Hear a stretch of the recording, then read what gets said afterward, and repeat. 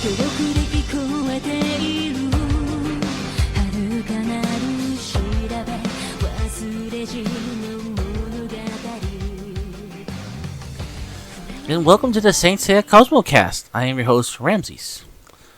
I'd like to first start off by saying thank you for downloading this episode, for subscribing to us on whatever platform you use to listen, whether it's Apple Podcasts, Google Podcasts, Spotify, Stitcher, or whatever you're listening to us.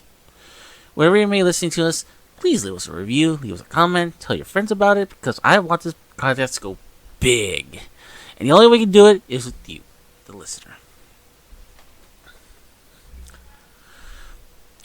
I want to start the podcast today by starting off with a little bit of a note. As you know, the COVID-19 virus, aka the coronavirus, is spreading across the world, putting a lot of things on hold for a short period of time.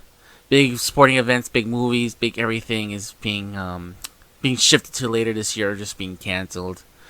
And a lot of workplaces, and a lot of school places are trying to reaccommodate their workers and their students into like doing doing stuff out of home. So there's gonna be a lot more time for things going on, for personal time for people. So why don't we? I'm thinking everybody that's taking their time from all this to just listen to not just a podcast, but also to check out some Saint Seiya while they're at it, because I think now would be a good time to check out the series, whether it's the CGI series or the original series that we're going to talk about today. Whatever, it's a really good time to check it out. And like, since it's just gonna be for most of the world, it's gonna be like 2 weeks off. So it's like, why not? Why not check it out why not check it out right now? I think and if you're listening to this podcast and you are listening to it and you have some sort of knowledge, well, like I said, it's like this is the perfect episode to check it out, because like we're not only is this episode going to cover a lot of what's available, because I think a lot of what's available is not known until someone says it, and this episode is it's going to be a refresher to get people to know what's available for them to watch. And not only that, it's going to be it's going to be sort of like a little review / my takes on what I think of the first 6 episodes of the original anime of Saint Seiya. So, like I said, right now, it's a really good time to check it out. And the only reason I was inspired to do this is because my friends over at the Manga Mavericks podcast, well, they did a good job explaining what's going on in the manga. They have a podcast, and right now they're reviewing the original Saint Seiya manga, and things are kind of muddled with the information that's being available. As to what's being available right now domestically, meaning here in the United States. So one of the things I want to do is I want to clear up a lot of the air as to what's available legally in the United States and what isn't, and what is and what isn't, what series to check out, which series not to check out, etc. So like I said, if you're like, I should have done this from like episode 0, but I do think that this is kind of a good way to start us off, because like not only is this an episode where we're talking about like where to find a lot of the Saint Seiya stuff, but also it's going to be an episode where we talk about the earlier episodes of Saint Seiya as well as the earlier series. So let's get this little primer out of the way right now. Then, so let's start off with the anime. Right now in the United States, 73 to 114 original episodes are currently on Netflix, which is from the Galaxian War, the Black Saint Saga, the Silver Saint Saga, and all the complete 12 Gold Cloth Houses Saga. It was confirmed, it was not confirmed by Netflix, but it was confirmed by someone working on the series on Reddit that the series is going to continue with Asgard, but we don't know when so far. So be on the lookout for that.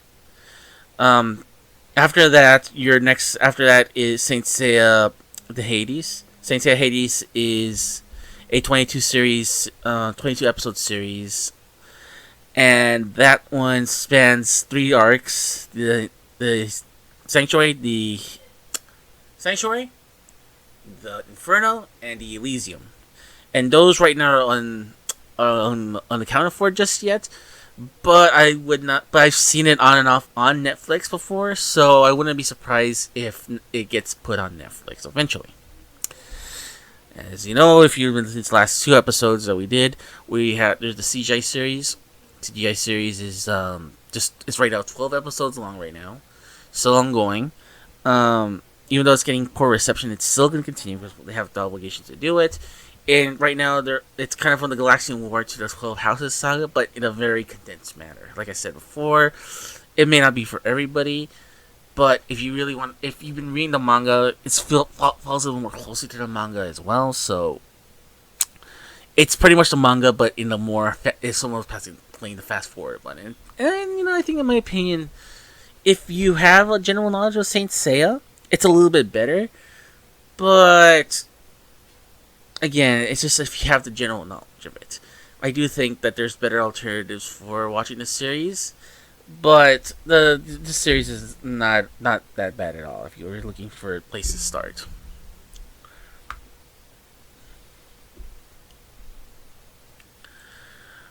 Also on Netflix and other platforms as well is the spin-off series Saint Seiya the Lost Canvas. It's a prequel series. It takes place 100 years before the main series. So if you want to see something else that's within the time frame, but of the series, you should check out Saint Seiya Lost Canvas. But I do think that series does kind of require a bit more homework before you can get into it. So if you want to get into Saint Seiya, the Saint Seiya Lost Canvas, your best bet is to just that's a good series if you want to follow up as to after you watch the entire thing to watch that series. So it's a good follow up to what's the current series, but as a standalone series, if you go in cold, I don't think it's a good idea to go into that series cold. After that, we're on Crunchyroll. Crunchyroll has 3 series. The first series is Saint Seiya Omega. Saint Seiya Omega is a spin-off series that takes place after the original series, and for the longest time, I thought that series would be really good starting point. It's a little more condensed, and it does touch upon a lot of stuff that the original series did. So, if you want to give it a shot, you're more than welcome to. But in my opinion, now that we've been a few years out, I do think the CGI series is a little bit more better, or reading the manga. I think it's a little bit more digestible if you want something that's a little bit less time consuming than watching the anime. After that is Saint Seiya Solo Gold, which is a 13 episode spin-off series that was made for the internet, sort of like what they did with Sailor Moon Crystal. It actually came out at the same time as Crystal. This was kind of like their experiment of an internet-only series. And it takes place immediately after the Hades saga with the Gold Saints and them in Asgard. And then doing stuff in Asgard. And that one does kind of require a lot more of your homework, a lot more time, and a lot more understanding of not just the manga and everything else revolving around it, but also the anime. Because there is another arc that's only for the anime, the Asgard arc, which is a really good arc. And those kind of intertwine with each other, and I think that that you do need some sort of primer before you go into that. And other than that, also available is Saint Seiya Lost Canvas as well.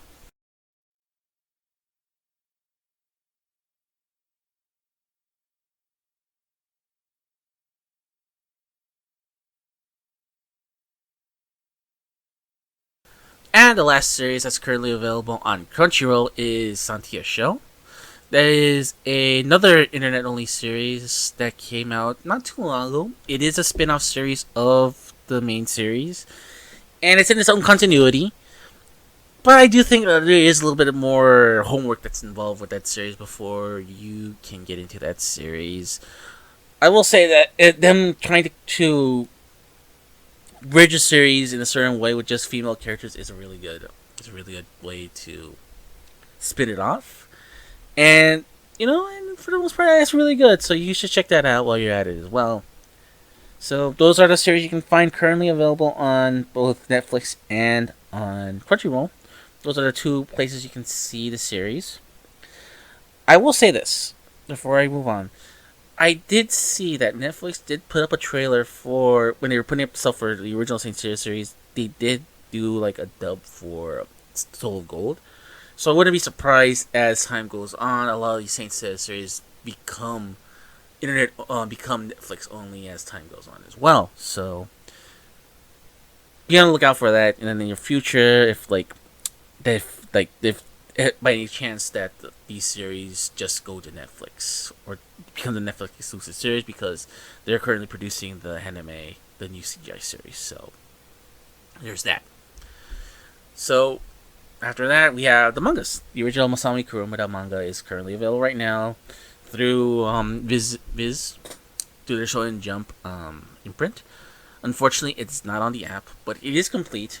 You can pick up the manga via just like in person. You can pick those up, but unfortunately, those are very rare to find now.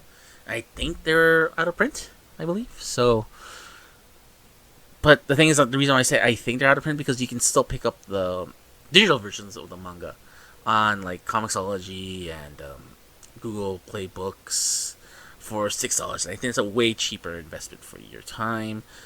I would rather it be on the Shonen Jump app, but I think right now there's some issues with the copyright with Saint Seiya that it's making it very difficult for that because I think all Saint Seiya material is being done by another company right now, I believe, in Japan.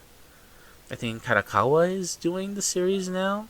I think they own the series like Lock, Stock, and Barrel, so I do believe that that's going to become very difficult for them in the future to do any kind of dealings with the series. But I could be wrong, and if I'm wrong, just leave me a comment on wherever you post it from that kind of thing and just say that I'm wrong.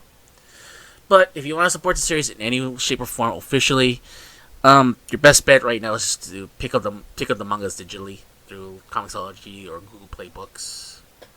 They're cheap. They're way better than buying the physical copies, which I do believe they can range from like a couple of dollars, from like less than $5 to like extraordinarily like $40-$50 a book, and it's like I don't think it's worth your time.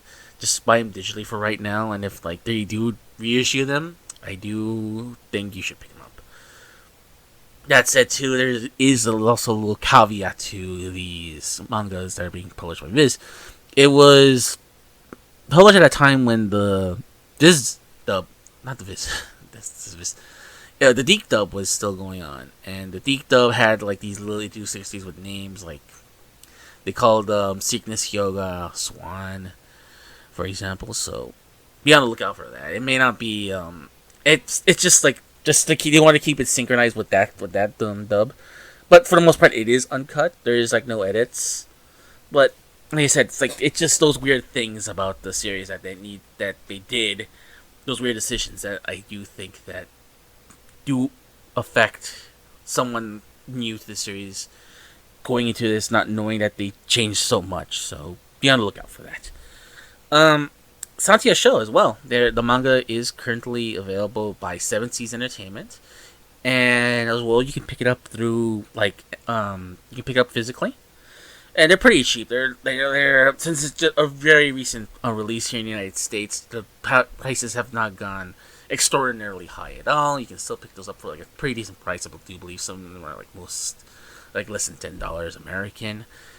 But again, your best bet if you want to pick up something for cheap is buy them digitally. Buy them through Amazon or buy them through Google Play. Those are like $7 each, flat. I have not picked these up yet, believe it or not. I do want to pick some up, and I do want to make a review of these eventually. But I do encourage anybody to check it out because I do think that it's a good deal. And it's a new series, and it gets interest in the other series as well, like Lost Canvas and Episode G. And if that picks up, if that picks up any kind of if that picks up more people to pick it up, then we'll be seeing more series come out here in the United States. We'll see Episode G. We'll see the next I mentioned. We'll see Lost Canvas. We'll see all that cool stuff that's only currently available in Japan and other parts of the world. So be on the lookout for that. And unfortunately, this now means that the home media there's not much left in the home media. Only the first four movies are available on DVD. I think Discotek has the rights to those movies, and unfortunately, I've heard rumors that's like because it was very low selling that it they really have been soured on the series themselves. So on some ways, it's actually good that Netflix has already picked up the slack from this. Because if there was any other time, then that would have been it. That would have been completely it. So with that said, now we're only left with handful of series that are left that haven't been published in the United States just yet, and the mangas, which means all the animes are available in one way or another. You can pick them, you can see them on Netflix or on Crunchyroll. Mangas are kind of a different issue right now, but for the most part, you can get two out of like the mini mangas that are available. And as far as the movies go, you have some options as well. Just pick up the DVDs. That only leaves the Tenkaihen movie. Battle. This also leaves the Legend of the Sanctuary CGI movie, the one they did before this current CGI TV show, which is actually really good. Saint Seiya Episode G, Lost Canvas, Next Dimension, and like other spin-off of I do believe they did release it. There's a new manga called Saint Seiya Episode 0 as well. That's also that's also something that Kuruma have been working on as well. So all those stories have not been accounted for by anybody just yet. But don't be surprised if someone picks those up, especially the movies. Now that the movies are like out there, I wouldn't be surprised if like Netflix picks those up as well. So if you're interested, make it known to Netflix and make it known that you want to see more of the Saint Seiya stuff, especially in this time where it's like there's gonna be so much downtime with the series. There's gonna be so much downtime now, and people are gonna start watching stuff. So it's like watching it, telling Netflix how you like the series itself will get the word out to Netflix that it's an incredible series. They want to see more of it. So speak with not just with your money, but you also have to speak with your voice to the people as well, because they are listening and they're the ones who are going to make the decisions as to like what gets put in, what's not going to be coming to the United States, what they want to hear. So the feedback is going to be very, very important. So giving them feedback, not just feedback to me, because I do appreciate the feedback, but giving Netflix themselves any feedback to get more of these series out to the people is always going to be really good.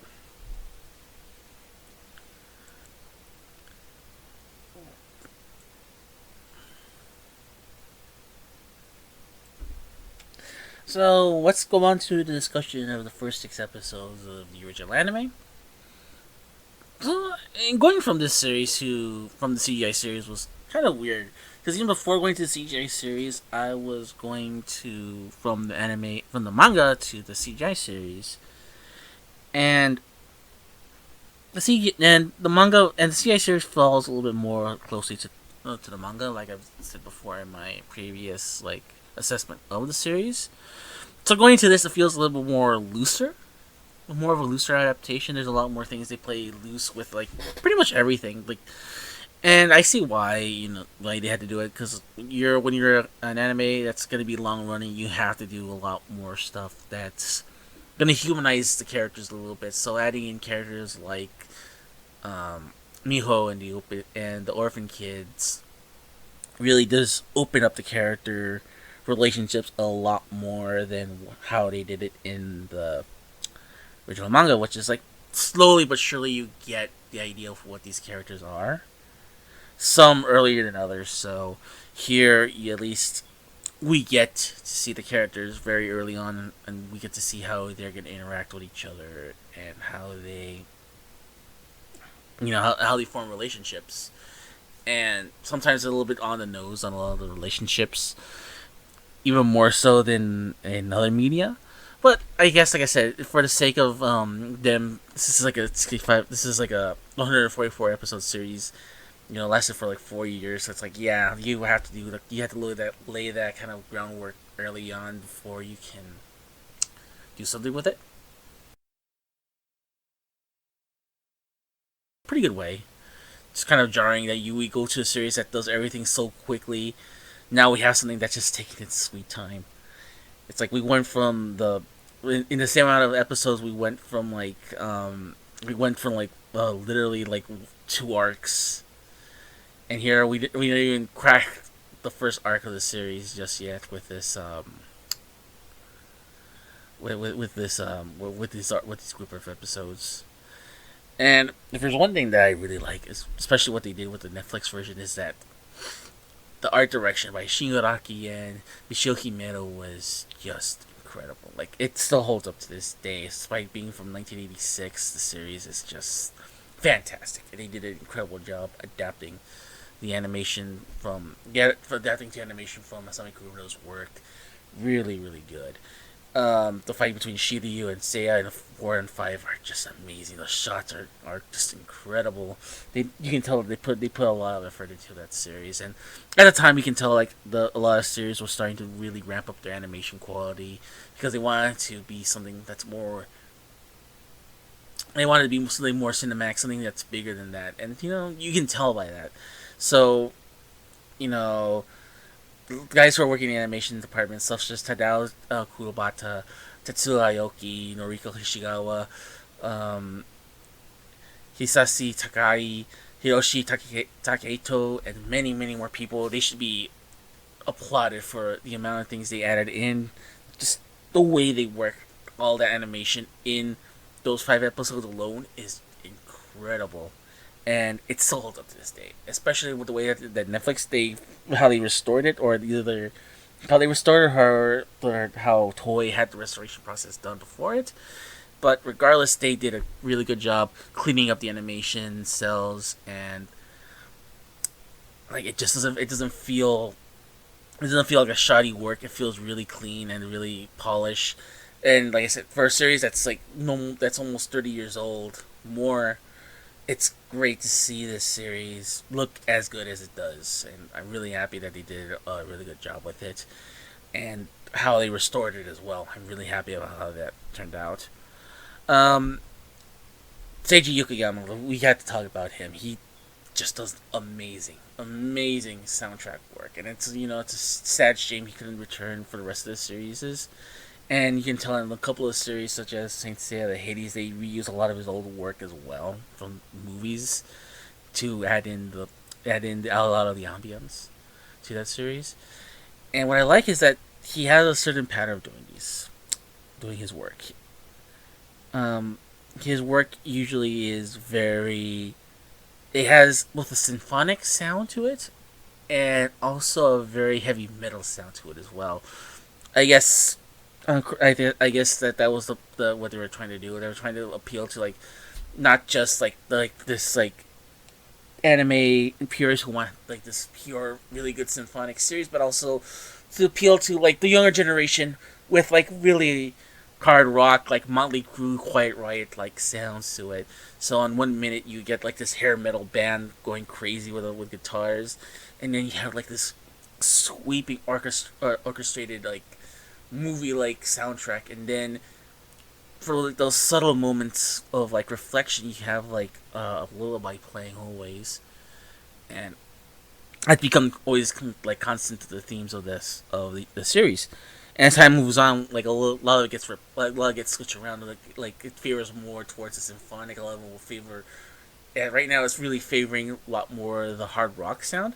But as time goes on, it's gonna favor more the symphonic sound.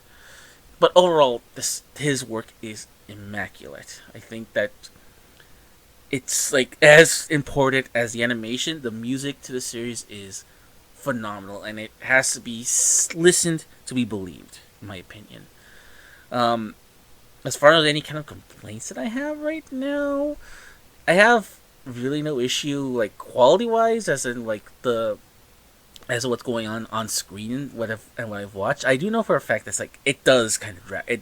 They do pull the shoot a little too quickly on the series, because when you're working on a series that's in conjunction with the manga that's still ongoing, it becomes a really big problem that you're gonna have to do a lot of sacrifices for the sake of stretching out time while the creator is doing his own thing. Cut in that joke from Gintama where where they talk about like what's going on with like where they're talking about what was it? They're talking about like what happens during when the creator's on a hiatus, and it's like the series just goes into this wild direction, and that's pretty much very true with Saint Seiya. Unfortunately, it does do a lot of those tropes that, unfortunately, those kinds of things that parodies are saying it's very true. But again, not in this group of episodes. So everything you're seeing so far has been really good, production wise and everything else wise. If there is one thing I kind of want to put like a little bit of an emphasis on is the dub. Dub is okay for the most part. They got most of the voices from the CGI series to come back to do their voices for the new for this original series, and sometimes some characters had to be changed. For example, they have to change Shun from, obviously they had to get another actor to play him because he's a man in the anime. So obviously you're gonna need another actor for him, and it's not those actors, like the actors that have a lot of lines that are going to be there for an extended amount of time. Pretty much the main cast, they have no issues with them. They're actually really good. It's these characters that we know that they're not going to have that much to do, and you can tell it's like they phoned it in to the point where it's like it's not really phoned in correctly either. It's kind of like very hilarious results, to the point where I found myself laughing at a lot of like the bad dubbing. Because it's like, it's not bad dubbing that it's like detrimental, but it does kind of take you out of it when you have all these other people doing an incredible job with it. So, but it's only with like smaller characters or characters that don't have really much bearing to the overall story that have this issue. But like I said, the main cast, the cast that we're going to be focused on for the most of the series, they're doing an incredible job with it. And like I said too, I think like the CGI series, they have a little more leeway to do it, because I'm pretty sure they recorded those lines before they actually did an episode, like that they do nowadays. Here, they're just trying to like match their lips to whatever is being on screen, and then there's the amount of like characters they have to introduce as opposed to the original to this new CGI series. So they have to do some finagling around to make sure that all works. Alrighty then, so good start to the Netflix series, to the Netflix original series. How they've been handling it, it's been really good so far. Next episode, episode 4, we'll be going through 6 to 12 of the original series, and let's see how things pair from there. So with that said, guys, if you want to support the series, subscribe to us on Google Podcast, Apple Podcast, Stitcher, Spotify, or whatever podcast app you like to use. Leave us a review. Leave us a 5-star review as well. Make your voices heard. I want to hear more of these questions, because I really, really want some questions, because also I was afraid that I was going to get that, this episode's going to be very short, but thankfully that's not going to be the case. And like I said, I know things are not well right now, and I do hope that my podcast and Saint Seiya in general, the fandom and everything else, like the actual series and everything, it does give like a ray of sunshine in this time of like just this extreme downtime. So if you want to support this podcast, like I said, you can do all this stuff before. You can also follow me on Twitter at St Cosmocast. Join the conversation with us, by replying to us on Twitter, and also looking for the thread also on Reddit. And if you also want to participate with us on Twitter without replying to us directly, we also have a special hashtag for the for the show, which is Keep Burning That Cosmos, which is our tagline. So with that said, thank you everybody. Thank you for listening, and just remember, keep burning that cosmos.